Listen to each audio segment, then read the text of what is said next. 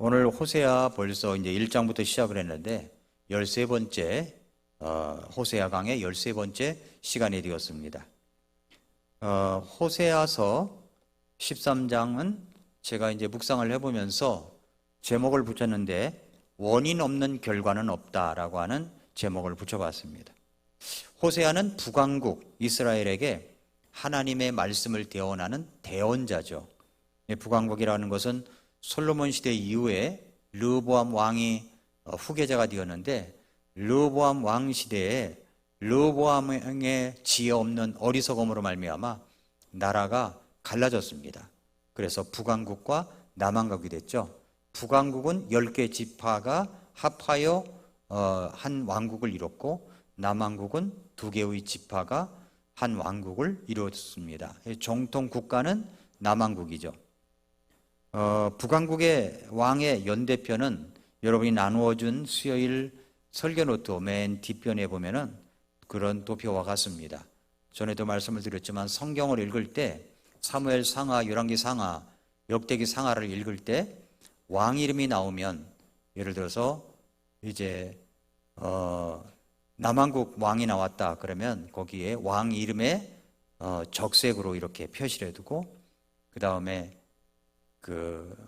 색깔은 여러분이 정하되, 그다음 북왕국은 파란색으로 초록색으로 하고 이런 식으로 해서 1, 2, 3, 4, 5 이렇게 1대왕, 2대왕 이렇게 표시해 나가면 여러분이 다음번에 읽을 때는 더 도움이 됩니다. 그것도 아주 재밌습니다. 여기서 이제 북왕국의 연대표를 보면은 호세아 대언자죠.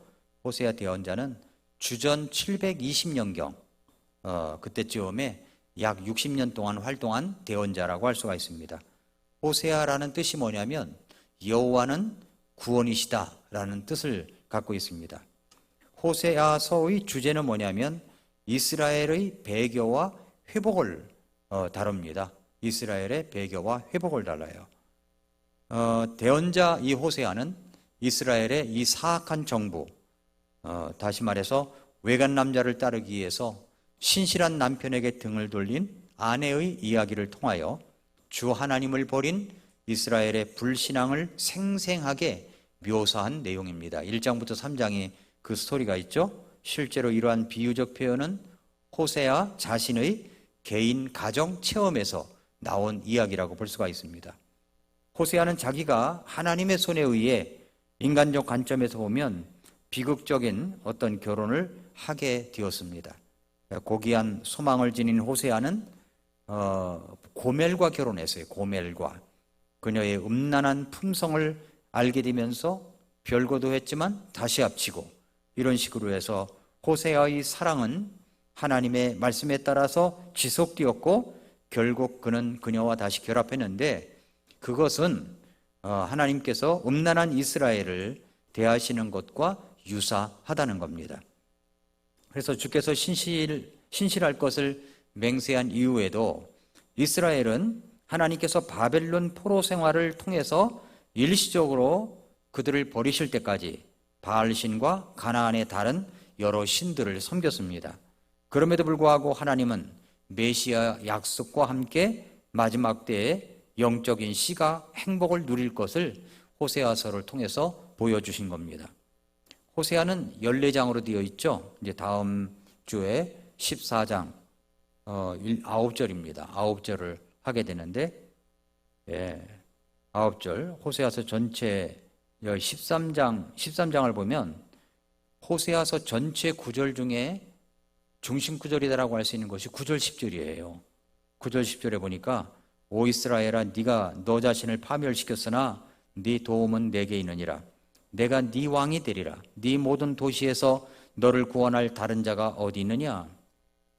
또 전에 네가 이르기를 내게 왕과 통치자들을 주소서 하였는데 그 재판관들이 어디 있느냐, 이렇게 말씀하고 있습니다. 호세아서의 핵심 단어가 뭐냐면 돌아오라예요. 돌아오라. 15번 언급되어 있어요. 하나님께로 돌아오라고, 제자리로 돌아오라고.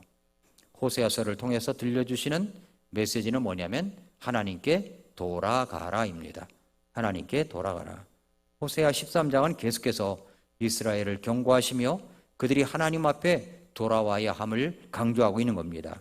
그 이야기를 호세아 대언자가 하고 있는 거예요. 이스라엘의 멸망이 정말 숙명적으로 피할 수 없음을 13장에서 우리는 직감할 수가 있죠. 왜냐하면 호세아가 그렇게 줄기차게 이스라엘을 향하여 경고를 했음에도 불구하고 이스라엘의 범죄는 줄어들기는커녕 점점 더 증거하고 있었기 때문입니다. 13장 1절 2절을 보세요. 에브라임이 떨면서 말할 때에는 이스라엘에서 자기를 높였으나 그가 바알로 인해 잘못을 저지를 때에는 죽었느니라. 이제 그들이 더욱더 죄를 지어, 더욱더라고 그랬죠. 여기 더욱더 죄를 지어 자기들의 은으로 자기들을 위하여 형상들을 부어 만들되 자기들이 깨달은 대로 우상들을 만들었는데 그 모든 것은 장인들의 작품이라. 그들이 그것들에 대하여 말하기를 희생물을 드리는 자들은, 하나님 앞에 희생물 드리면서 어떻게 하냐면 송아지들과 입맞추라는 겁니다. 우상이죠. 우상과 입맞추라라고 하는 겁니다. 호세아는 계속해서 자기 민족에게 경고를 했습니다. 그러나 그들의 범죄는 더욱더 어떻게 됐어요? 더욱더 증가했죠. 더욱더 죄를 졌습니다. 더욱더 죄를 졌어요.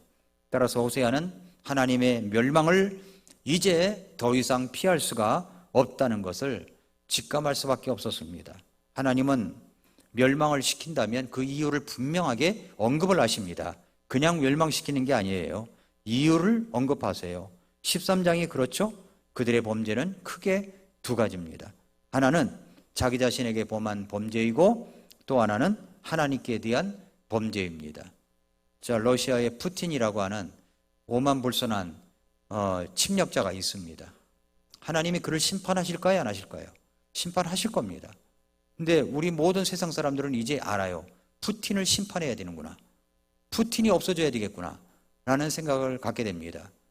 그 곡물 저장 지역을 완전히 막아놔가지고 그것이 오도 가도 못하게 되어 있기 때문에 세상에 이 세계의 곡물값이 천정부지로 뛰고 있는 겁니다. 통로를 막아놨기 때문에 천정부지로 곡물값이 뛰고 있는 거예요. 그러니까 지금 이 세상은요, 어떤 한 나라가 전쟁이 나가지고 어려움이 있다 그러면은요, 이 세계가 한 가족같이 돼가지고 곳곳에 영향이 있는 겁니다. 곡물이 이렇게 먹을 것들이 우리나라만 가지고 이렇게 먹을 수 있는 게 아니에요. 수입도 있고 수출도 하는 것도 있지만 수입도 있고 그렇게 해서 살아가는 건데 곡물류가 엄청나게 지금 뛰고 있습니다. 말도 못해요. 지금 음식값도 엄청나게 올라가 있고 말도 못합니다. 푸틴이라고 하는 이 사람은 뭔가 문제가 있는 병이 있는 것 같은데 저 하나님이 심판하실 것이라고 저는 믿습니다. 분명히 우리는 그 이유를 알아요. 그죠? 근데 하나님께서 김정은을 심판하실까요? 안 하실까요? 하십니다. 왜냐하면 그 국민들이 그렇게 어려움을 겪고 굶어 죽어가는데도 불구하고 미사일을 발사해요. 미사일 8발을 발사했습니다. 엊그저께는 정말 이런 일들이 일어나고 있는 거예요. 그 전쟁광이죠. 전쟁광. 미친 자죠. 그러니까 북한은 하나의 종교적 집단이라고 볼 수가 있어요. 김일성 동상에 늘 절을 하잖아요. 한국에서 누가 갔다 그럼 제일 먼저 들리는 곳이 김일성 동상 그 앞에서 절하게 만듭니다. 우상이죠. 우상.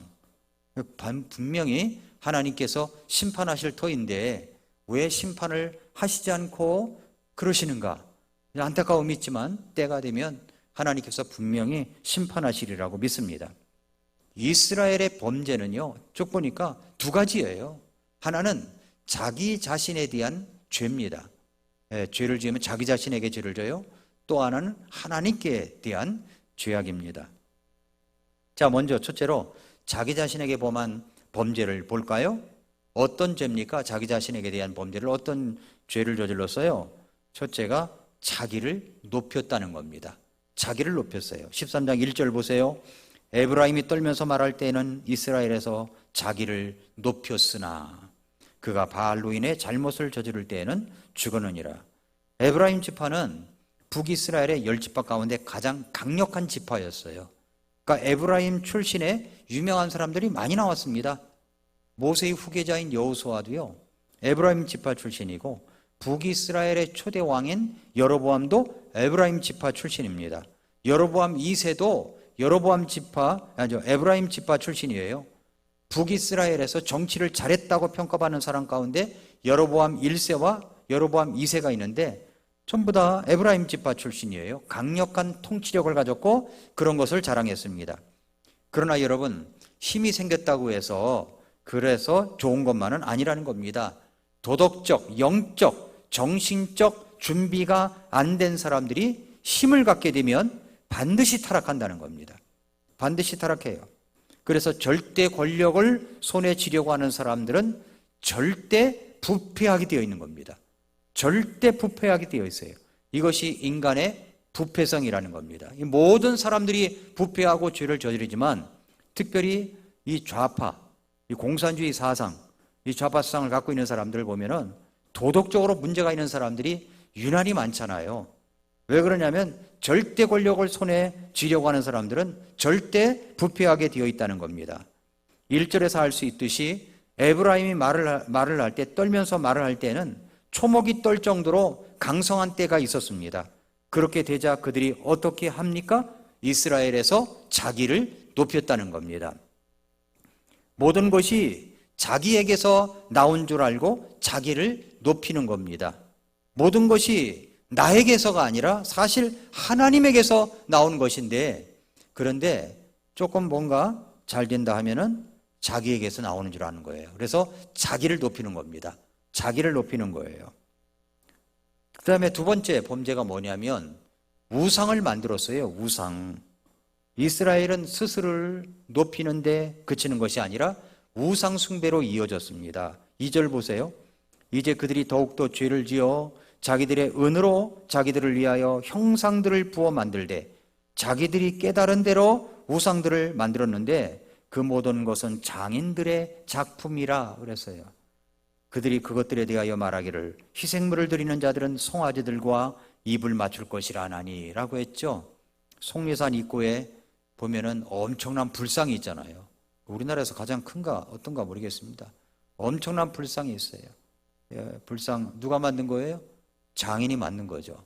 어떤 사람이 만든 거예요. 스스로 생겨날 리가 없잖아요. 누가 만들었죠. 예, 거기에다가 새가 지나가다가 똥을 싸고 뭐하고 한 자국이 그대로 있지만 그거 뭐 그대로 있지 않습니까? 그런데 이스라엘 백성들이 그 짓을 한 거예요. 자기들의 은으로 형상을 부어 만듭니다. 송아지 형상이겠죠? 송아지 형상을 만든 겁니다. 그리고서 하나님 앞에 희생물을 드리면서 뭐 하냐면 송아지하고 입을 맞추라는 겁니다. 입을 맞춰라. 이런 우상을 만들었습니다. 그래서 선줄로 생각하는 자는 넘어질까 조심해야 되는 겁니다. 어려우면 본능적으로 하나님을 의지해요. 어려우면. 그러나 일이 잘 될 때, 편안할 때, 권력이 있을 때, 부유할 때, 건강이 있을 때, 젊었을 때 그때는요 범죄하기 쉽고 교만하기 쉽다는 겁니다. 일이 잘 되면 편안하게 되면 하나님 의지하지 않아요. 어려우면 하나님 의지합니다. 왜 많은 사람들이 예배자가 자꾸만 줄어드느냐? 너무 잘 되기 때문이 아닌가 이런 생각이 들어요. 잘 되기 때문에. 잘 되면 하나님 의지하지 않으려고 합니다. 우상을 만들죠. 우리 인생은 어떻게 여기까지 왔는가를 생각해 봐야 됩니다. 내 자신의 힘 때문인가? 내가 전략을 잘 짜서 그런가? 내 탁월함 때문인가? 내 아이디어 때문인가? 내가 능력이 많아서인가?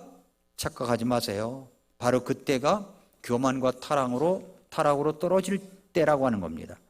이스라엘 백성들도 강력했던 아주 부유한 때가 있었습니다.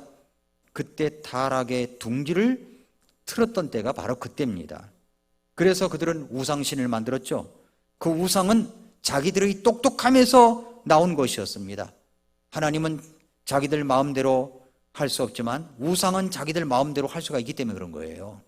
그래서 우상이라는 것은 자기 자신에 대한 신념의 표현 혹은 자기 철학의 표현이라고 말을 하는 겁니다. 그래서 1절에 보면은 그가 바알로 인해 잘못을 저지를 때는 죽었느니라 그랬죠. 바알로 인해 모든 것이 잘 되었다고 생각한 겁니다. 바알 때문이라고 생각한 거예요. 그래서 그 형상을 2절에 보면은 그 형상을 만든 겁니다. 뭔가 잘 되면 하나님의 은혜 때문이라고 감사와 존중을 하는 태도를 가져야 하는데 그렇지 않다는 겁니다. 모든 것이 자기가 잘했기 때문이라고 생각한다는 거죠. 내가 했다고 생각합니다. 자꾸 내가 하는 소리가 나오면 조심해야 되는 거예요. 자기라는 우상을 만들 수가 있기 때문에 그렇습니다. 그래서 2절에 그랬잖아요. 이제 그들이 더욱더 죄를 지어 자기들의 은으로 자기들을 위하여 형상을 부어 만들었다고요. 지금도 마찬가지입니다. 예나 지금이나 물질을 숭배하는 인간 전통에는 변화가 없습니다. 인생에서 가장 중요한 존재가 더 이상 하나님이 아니고 돈이 되어버렸습니다. 돈이 되어버렸어요. 어떤 이제 총각이랑 연애를 하는 이제 딸이 있었답니다. 그 딸이 결혼을 하고 싶었대요. 결혼을 하고 싶어가지고 아버지에게 허락받으려고 아버지에게 이야기를 먼저 했습니다. 좀 데려와도 되느냐? 내가 누구랑 사귀고 있다. 그랬더니 아버지가 묻더래요. 야, 그 총각 돈은 잘 버냐? 이렇게 묻더래요. 돈은 잘 버냐? 돈은 제대로 버냐? 그랬습니다. 딸이 말하는 겁니다. 딸이 뭐라냐? 아버지하고 똑같아요. 뭐가 똑같다는 말이냐? 그랬더니 그 사람도 저한테 묻기를 아버지는 돈을 제대로 버시냐? 이렇게 묻더래요.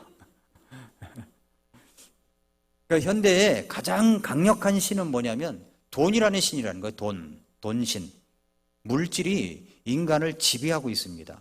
그러니까 호세아 시대나 지금이나 똑같은 거예요. 그런데 물질의 신보다 더 강력한 우상이 있습니다.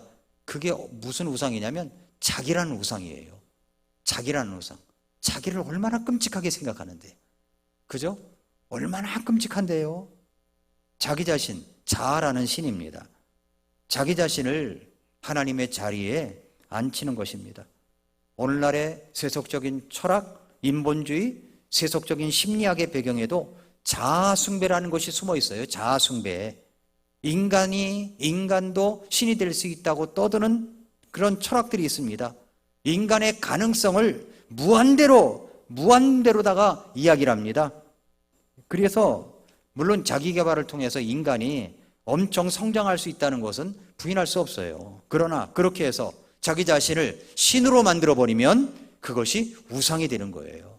자기 자신이 우상이 되는 겁니다. 뉴에이지 운동의 밑바탕에도 인간이 신이 될 수 있다고 강조하는 데 있습니다. 이스라엘 백성들은 자기를 위한 우상을 만들어서 스스로를 신으로 삼았던 것입니다. 스스로를 신으로 삼은 거예요. 이것이 자기 자신을 향한 범죄입니다. 두 번째는 뭐냐면 이제 하나님을 향한 죄, 범죄가 있죠. 하나님을 향한 범죄가 또 나와 있어요. 첫째가 뭐냐면은 하나님을 잊어버린 죄입니다. 13장 6절 7절을 보세요. 그들의 초장이 내는 대로 그렇게 그들이 배가 불렀고 그들이 배가 부름에 그들의 마음이 높아졌으므로 그들이 나를 잊었느니라. 그러므로 내가 그들에게 사자같이 되고 길가의 표범같이 그들을 지켜보리라. 그들은 배가 부르니까 어떻게 했다고요? 배가 부르니까 마음이 높아진 거예요. 배가 부르면 마음이 높아집니다. 배가 부르면 그 다음에 반드시 따라오는 죄가 있어요. 하나님을 잊어버린다는 겁니다. 하나님을 망각하는 거예요. 자기 혼자 힘으로 여기까지 왔다고 생각하는 겁니다. 그러니까 배가 부를 때 조심해야 돼요. 하나님은요, 이 배가 부를 때, 뭔가 잘 될 때 조심하라는 말씀을 많이 하고 있어요. 뭔가 잘 된다고 생각할 때 조심해야 됩니다. 건강할 때 조심해야 돼요. 또 하나님을 잊어버린 죄가 있다고 그랬죠. 두 번째는 뭐냐면 하나님을 대적합니다. 하나님을 대적해요. 처음에는 하나님을 잊었다고 했습니다. 근데 그것이 조금 더 발전하게 되면 13장 9절의 증세로 연결됩니다.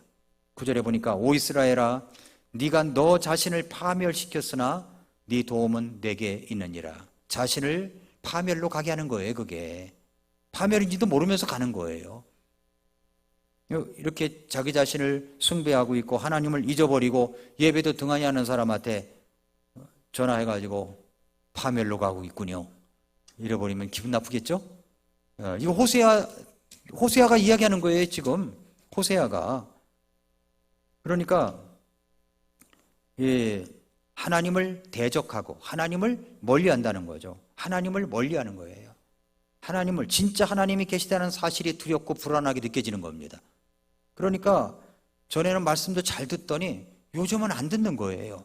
왜냐하면 하나님께서 너 하나님 계시다는 사실이 두렵게 느껴지는 거예요. 두렵고 떨리게 불안하게 느껴지는 거예요. 왜냐하면 자기가 하나님을 멀리하니까 그게 불안하게 느껴지는 겁니다. 자기 자신을 찌를까 봐, 자기 자신에게 지적할까 봐. 그래서 점차로 어떻게 합니까? 하나님을 대적하는 거죠. 뭐 예배 다 나가야 되느냐? 이것부터 시작하는 거예요. 그렇게 예배 다 나가야 되느냐? 집에서 해도 되지 않느냐? 이런 식으로 이제 타협을 하게 되는 거예요. 전에도 여러분에게 말씀드렸잖아요. 모여라 그러면 모이기가 어려울 거라고. 그렇게 됩니다. 13장 10절부터 11절에 보면 이런 현상이 언제부터 시작되는지를 말합니다. 이런 현상이 10절, 내가 네 왕이 되리라. 네 모든 도시에서 너를 구원할 다른 자가 어디 있느냐? 또 전에 네가 이르기를 내게 왕과 통치자들을 주소서 하였는데 그 재판관들이 어디 있느냐? 내가 친히 분노하여 네게 왕을 주었고 친히 진노하여 그를 패하였도다. 이스라엘은 왕이 없었을 때 하나님이 진정 보이지 않는 왕으로 다스리셨습니다. 그때는 하나님이 보이지 않지만 왕이셨던 거죠. 그런데도 평안이 있었던 거예요. 그래도 안정이 있었던 겁니다. 그래도 하나님께서 나라를 지켜주셨던 거죠. 사사시대가 그랬잖아요. 재판관들이 있었죠. 하나님이 재판관들을 일으켜가지고 그들을 다스리게 하시고 하나님이 왕이 됐던 거예요. 그런데도 불구하고 이스라엘 백성들이 그렇게 또 범죄를 저지르고 살만하면 또 범죄를 저지르고 어려우면 또 하나님 부르짖고 재판관 세우고 그러다 평안한 기간에다가 또 범죄를 저지르고 또 하나님이 징계하시면 또 하나님께 부르짖고 또 재판관 세우고 이런 일이 사사기에 계속 진행되지 않습니까? 이스라엘은 왕이 없었을 때 하나님이 진정 보이지 않는 왕으로 다스리셨습니다. 그런데 다른 나라처럼 자기들도 왕이 있었으면 좋겠다고 생각한 거예요. 그래서 하나님께서 할 수 없이 왕을 세우게 하셨습니다. 그래서 사울 왕이 초대 왕이 된 거죠. 하나님은 그것을 기뻐하지 않으셨어요. 그냥 그들의 요청대로 왕을 세우셨습니다. 궁극적인 권위자는 누구냐면 하나님이십니다. 하나님이 곧 왕이신 거죠. 그런데 왕을 달라고 합니다. 자신들이 왕이 되고 싶은 마음이 있었기 때문이죠. 왕이신 하나님의 권위를 인정하고 싶지 않았기 때문인지도 모릅니다. 이때부터 사람들이 만든 권위에 의해서 통치를 받는 역사가 시작된 것입니다. 정권이 바뀔 때는요, 굉장히 희망적인 거예요. 전에도 그랬잖아요. 전 정권이었을 때도 처음에는 정말 희망적이었다고 생각했습니다. 그러나 어떻게 되었습니까? 모든 사람이 다 아는 거죠. 자, 지금도 이제 나라가 무너진 기강을 바로 세우자고 희망적으로 시작을 했습니다. 희망적으로. 그런데 나중에 어떻게 될까요? 이거 두고 봐야 하는 거예요. 그래서 우리가 기도가 많이 필요한 겁니다. 사실은. 우리가 정말 희망적인 것은 어떤 때냐면 하나님에 의해서 지배를 받을 때입니다. 하나님에 의해서 지배를 받을 때예요. 이런 모습들이 이제 있었던 것입니다. 이게 하나님을 향한 죄, 두 가지죠. 하나님을 잊어버린 죄, 하나님을 대적한 죄가 있었던 겁니다. 자기 자신을 향한 죄, 하나님을 향한 죄, 이렇게 있었어요. 자, 그래서 이제 마지막으로 이스라엘의 대적에 대한 하나님의 반응이 어떠냐 하는 겁니다. 이스라엘의 대적에 대한 하나님의 반응. 하나님께서는 호세아 예언자를 통해서 과거, 현재, 미래 이렇게 나누어서 말씀을 하셨어요. 첫째, 과거에는 은혜가 있었다는 겁니다. 13장 4절 5절 보세요. 그럼에도 나는 2절 3절에 뭐 했습니까? 하나님을 대적하고 우상을 만들었다는 거 아닙니까? 송아지에다 키스하라고 그랬잖아요. 그럼에도 나는 이집트 땅에서부터 주 네 하나님이니라. 주 네 하나님이 어디서부터라고요? 그걸 찍으셨죠? 이집트 땅에서부터 너는 나 외에 다른 신을 알지 말라. 나 외에는 구원자가 없느니라. 내가 광야 곧 심히 메마른 땅에서 너를 알았다는 겁니다. 그러니까 이집 땅에서 노예 생활을 할 때 하나님께서 여호와 니시 아니 여호와 이레 하나님께서 거기서 하나님께서 이스라엘 백성들을 일으켜 주시고 준비시키셔서 모세라는 지도자를 세워서 출애굽을 시키셨잖아요. 그래서 이집트 땅에서부터 주 네 하나님이라는 겁니다. 10가지 재앙, 정말로 전무후무한 10가지 재앙을 내리면서 이스라엘 백성들, 이 파라오가 항복하지 않으면 안 될 정도로 10가지 재앙을 내리셔가지고 이스라엘 백성들이 그냥 나온 게 아니라 은금 폐물을 갖다가 막 주면서 가라고 그랬지 않습니까? 그래서 그걸 받아가지고 나오게 된 거죠. 그때부터 주 네 하나님이라는 겁니다. 그 하나님 외에는 다른 신을 알지 말라는 겁니다. 내가 광야 곧 심히 메마른 땅에서 너를 알았다. 광야의 메마른 땅에서 하나님께서 이스라엘 백성들을 알았던 겁니다. 그러니까 이제 그 광야 메마른 땅에서 어떤 일이 벌어졌어요? 만나를 주셨죠. 만나. 물을 주셨습니다. 물. 광야에서 물을 주셨어요. 처음에는 광야에서 만나를 먹었을 때 얼마나 감격스러웠을까요? 하늘에서 뭐가 뚝뚝 떨어져. 아침에 나가보면 쌓여 있어요. 먹어보니까 배가 불러요. 그래서 뭐 하늘에서 뭐 내리는 게 있으니까 저게 뭐야? 저게 뭐야? 저게 뭐야? 했단 말입니다. 그게 이름이 됐잖아요. 하늘에 떨어진 게 뭐라고요? 저게 뭐야예요. 그게 만나라는 이름이에요. 만나. 만나가 그 뜻인 거죠. 물 없는 사막에서 물을 내셨습니다. 물 없는 사막에서 물을 내셨어요. 그리고 이스라엘 백성들을 가나안 땅으로 인도하셨습니다. 우리들도 마찬가지입니다. 과거에는 은혜가 있었어요. 죄의 노예로 살았던 때를 잊지 마십시오. 우리가 계속 하나님 없이, 예수님 없이 구원받지 못하고 살아갔다고 생각해 봅시다. 세상 말세도 모르고 그저 살다가 흥청망청 살다가 죽으면 심판을 받게 되어 있는 겁니다. 그런 나를 살려주신 거예요. 구원받으신 때를 잊지 말아야 되는 겁니다. 그때를 잊지 말라는 거예요. 죄에서 해방되었을 때를, 내가 구원받았을 때 그때를 잊지 말라는 것입니다. 모든 것이 하나님의 은혜입니다. 13장 5, 6절을 다시 보세요. 내가 광야 곧 심히 메마른 땅에서 너를 알았는데 그들의 초장이 내는 대로 그렇게 그들이 배가 불렀고 그들이 배가 부르매, 그래서 그렇게 배가 부르매 그들의 마음이 높아졌으므로 그들이 나를 잊었느니라. 배가 부르면 또 잊어버려요. 이 인간은 참 이상해요. 배가 부르면 잊어버려. 그래서 장치를 둬야 돼. 장치를 하나 해놔야 됩니다.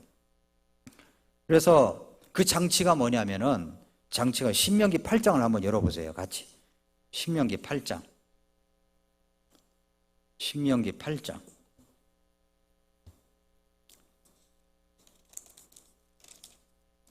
신명기 8장을 보니까 신명기 8장 12절을 보세요. 10절. 신명기 8장 10절. 신명기 8장 10절을 보니까 네가 먹고 배부를 때 주니 하나님께서 네게 주신 좋은 땅으로 인해 네가 그분을 찬송하리라. 처음엔 찬송하지. 배가 부르니까 좋아요. 너무 좋아요. 하나님 감사합니다. 할렐루야. 막 찬송하죠. 그러면서 11절에 뭐라냐면 너는 내가 이날 네게 명령하는 그분의 명령들과 판단의 규범들과 법규들을 지키지 아니함으로써 주 네 하나님을 잊지 않도록 조심하라. 주님 미리 말씀하셨잖아요. 네가 배부를 때 찬송할 거야. 찬송하리라. 찬송하겠지. 그런데 뭐라고 그랬어요? 명령과 법규를 잊지 않도록 조심하라는 거예요. 하나님 말씀을 잊지 않도록 조심하라는 겁니다. 12절 네가 먹고 배부르며 또 좋은 집을 짓고 그 안에 거하며 네 소떼와 양떼가 번성하고 네 은금이 크게 늘어나며 네가 가진 모든 것이 크게 늘어날 때에, 이거 얼마나 좋은 일이에요. 그래서 기도하잖아요. 하나님 우리 교회에 백만장자, 억만장자가 나오게 도와주시옵소서. 내가 그래 맞아. 백만장자 되면 헌금해야지. 억만장자 되면 헌금해야지. 이러면 헌금 못합니다. 지금부터 연습해야 돼. 연습해야 이게 잘 되는 거예요. 예. 그런데 크게 늘어날 때 13절 보세요. 또 네 소떼와 양떼가 번성하고 네 은금이 크게 늘어나며 네가 가진 모든 것이 크게 늘어날 때에 14절 네 마음이 교만하여 자기를 높이죠. 교만하여 네가 주 네 하나님을 잊어버릴까 염려하노라. 하나님도 염려가 있으세요.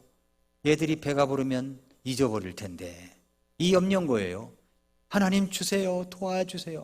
도와주긴 줘야 되는데 이거 배부르면 잊어버릴까 봐 염려가 된다는 겁니다.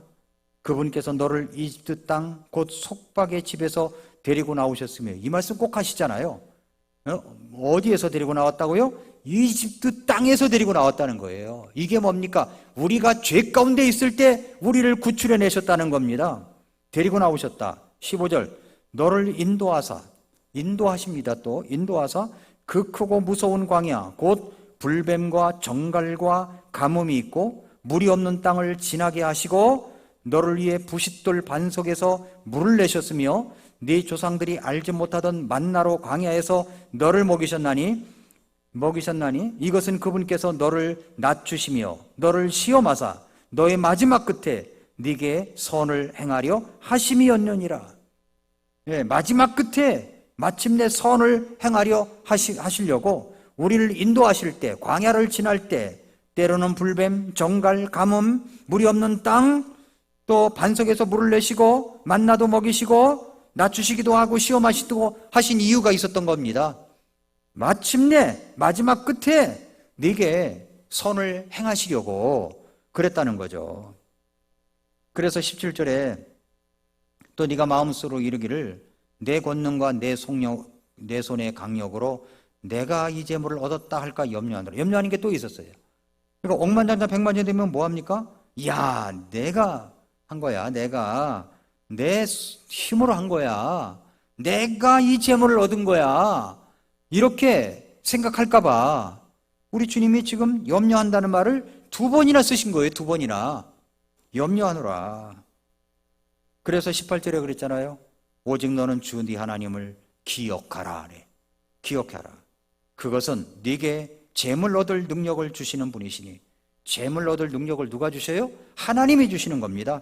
이것은 이날 드러난 것과 같이 그분께서 네 조상들에게 맹세하신 자신의 언약을 굳게 세우려 하심이니라 그랬습니다. 네가 만일 주 하나님을 완전히 잊어버리고 다른 신들을 따라 걸으며 그들을 섬기고 그들에게 경배하면 내가 이날 너희를 대적하여 증언하노니 너희가 반드시 멸망할 것이니라. 주께서 너희 얼굴 앞에서 멸하시는 민족들 같이 그렇게 너희도 멸망하리니 이는 너희가 주 너희 하나님의 음성에 순종하려 하지 아니하기 때문이니라 라고 말씀을 하고 있는 겁니다. 그래서 장치가 뭐냐면요, 하나님을 잊지 않도록 장치를 해야 돼요. 그 장치 첫째가 뭐냐면 예배입니다. 예배에 나오는 거예요. 예배. 자기 몸의 편리함을 따라가지 말고 몸이 불편하더라도 힘이 들더라도 예배에 참석을 해야 된다는 겁니다. 예배 참석하는 횟수를 눌리고 예배에 참석해야 된다는 거죠. 그리고 또 하나는 뭐냐면 하나님의 법규를 잊지 말라고 그랬죠. 그러니까 매일 말씀을 읽는 거예요. 매일 일독 끝냈으니까 이제 됐다 끝나는 게 아니라 그 습관 그대로 계속 나가는 거예요. 계속 하루 10장 넘어하면 5장씩이라도 읽으면 2독이 할 거 아닙니까? 3독이라도 할 거 아니에요? 그러면서 이번에는 내가 사람 이름에다가 표시를 해보고 읽어볼까? 이번에는 내가 지명을 칠하고 읽어볼까? 아니면 사건별로 한번 정리를 해볼까? 이런 식으로다가 읽는 거죠. 사무엘상하, 열왕기상하, 역대상하는 인물별로 읽어볼까? 여기는 이제 다윗에 관한 이야기가 어디서부터 어디까지 있구나. 또 역대상하도 봐도 거기도 이런 이야기가 있구나. 이렇게 비교해가면서 노트 옆에다 써가면서 그러면 뭐 하루에 5장, 6장은 금방이죠. 읽던 실력들이 있기 때문에. 그게 이제 장치인 거예요. 하나님을 잊지 않는 장치인 겁니다. 또 하나는 뭐냐면 기도예요. 기도. 하나님 앞에 엎드려 기도하는 거죠. 엎드려 기도하는 거. 늘 아침에 내가 5분 기도했다면 다음엔 10분, 다음 달에는 15분, 다음 달에는 20분 이런 식으로 기도를 하는 겁니다. 기도를 하는 거예요. 한꺼번에 많이 기도를 못하면 나누어서 기도를 하고 이것도 장치예요. 하나님을 잊지 않는 장치입니다. 암송하는 것도 장치죠. 암송하는 것도 장치예요. 또 하나 내가 하나님을 잊지 않도록 하는 장치가 뭐냐면 또 헌신이에요. 헌신도 그냥 내 편리한 시간에 내가 원하는 시간에만 오는 게 아니라 다른 사람들이 하기 어렵고 어려운 시간 그때 해보는 겁니다. 그때 해보는 거죠. 또 하나가 뭐냐면 헌금입니다. 헌금 드리는 거.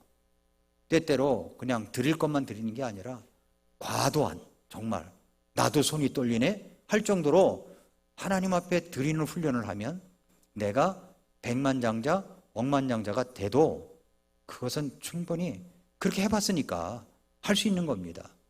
그러니까 지금 안 해보면 그때가 돼도 못하는 거예요. 못하는 거예요. 그 어렸을 때부터 11조 하던 아이들은요, 그렇게 성장한 사람은 11조 하는 게 그냥 아무것도 아닌 거예요. 그러나 성인이 돼서 예수 믿은 사람들은 그게 힘든 겁니다. 그 힘들게 하는 사람들이 있잖아요. 10년 전에도 그건데 10년 후에도 똑같고 모든 생활은 올라갔고 모든 것이 다 올라가는데 똑같은 거예요. 그게 이제 훈련이 안 된 거예요. 훈련이. 그게 하나님을 잊어버리지 않도록 조심해야 되는 거예요. 자기 자신에 쏠리지 않게, 돈에 쏠리지 않게, 그리고 다른 어떤 물건에 쏠리지 않게 이 균형을 잘 맞춰야 간다는 거죠. 신명기 8장에는 배부를 때 조심하라고 그랬어요. 주님이 그걸 염려하신다고 2번이나 말씀하셨습니다. 사람들은 너무나 쉽게 주님의 은혜를 망각합니다. 밤낮 없이 십자가의 은혜에 대해서 듣지만 감격하진 않아요. 감격하면 자기가 붙든 것을 놓쳐버릴까 봐 두려운 거죠. 그것이 이제 과거의 은혜를 주님께서 말씀하신 거고, 2번째는 현재의 분노입니다. 13장 11절에 보니까 내가 친히 분노하여 네게 왕을 주었고 친히 진노하여 그를 펴하였도다. 하나님께서 은혜를 주셔서 여기까지 이끌었건만 이스라엘 백성은 교만했고 등을 들렸고 하나님을 대적했습니다. 그래서 하나님은 분노하셨고 진노하셨어요. 우리의 진정한 신뢰가 누구에게 있어야 됩니까? 하나님께 있어야 되는 거죠. 하나님만이 왕이신 것을 항상 마음에 자각해야 합니다. 그래서 그것을 일깨우는 장치를 내야 되는 겁니다. 다시 한번 말씀드리지만 그 모든 것의 장치가 뭐냐면 감사입니다. 감사하면 되는 거예요. 감사. 13장 4절에서 그럼에도 나는 이집트 땅에서부터 주 내 하나님이니라. 너는 나 외에 다른 신을 알지 말라. 나 외에는 구원자가 없느니라. 이 말씀을 늘 하시는 겁니다. 이 말씀을 13장에서 강조하려고 하는 구절이 4절입니다. 그러나 이스라엘 백성들은 조금만 어려우면 이집트로 갔고 조금만 어려우면 이집트가 아닐 것 같으면 또 아시리아로 갔고 그렇게 했습니다. 하나님만이 구원자라는 거예요. 미래의 희망입니다. 미래, 과거, 현재, 미래의 희망. 13장 14절에 보니까 내가 그들을 무덤의 권세에서 속량하며 사망에서 구속하리니 오 사망아 내가 네 재앙들이 되리라. 오 무덤아 내가 네 파멸이 되리라. 뜻을 돌이키는 것이 내 눈을 떠나 숨으리라. 미래형이죠. 이제 이스라엘은 죽어야 합니다. 피할 수가 없어요. 이스라엘은 이미 망했습니다. 1절에 그랬죠. 죽었다고 그랬어요. 1절에 죽었다고 그랬어요. 16절을 보세요. 사마리아가 자기 하나님을 반역하였으므로 황폐하게 되리니, 미래형이죠. 황폐하게 되리니 그들이 칼에 쓰러지며 그들의 어린 아기들은 내던져져서 산산조각이 나고 아이를 뵌 그들의 여인들은 배가 갈라지리라. 그 외세 침입으로 말미암아 완전히 국민들도 나라도 망하게 된다는 겁니다. 그래서 15절에 보면 그 멸망이 광야에서 불어오는 동풍처럼 다가온다고 하셨지 않습니까? 그가 비록 자기 형제들 가운데서 열매를 맺을지라도 동풍이 오면은 말라 비틀어지는 거예요. 동풍이 오면, 홍해가 갈라질 때 동풍이 왔잖아요. 말랐잖아요. 바닥이, 물바닥이, 강물바닥이. 그 근원이 마르고 그의 샘이 말라버리니 그가 모든 그릇의 보물을 누력하리라. 이제 이스라엘 백성은 여기까지 왔으니 고통스럽더라도 하나님의 섭리를 따라야 합니다. 어쩔 수가 없어요. 잠시의 고통을 받더라도 하나님을 끝까지 바라볼 수만 있다면 주께서 그들에게 새로운 시대를 열어주실 것입니다. 고통 속에 빠져 있어도 하나님만 바라보면 희망이 있는 겁니다. 원인 없는 결과는 없는 거예요. 원인이 있기 때문에 이렇게 되어버리는 거예요. 뿌린 대로 거두는 것입니다. 그래서 지금이라도 우리 자세를, 태도를 바로잡고 바르게 부려야 합니다. 기도하겠습니다.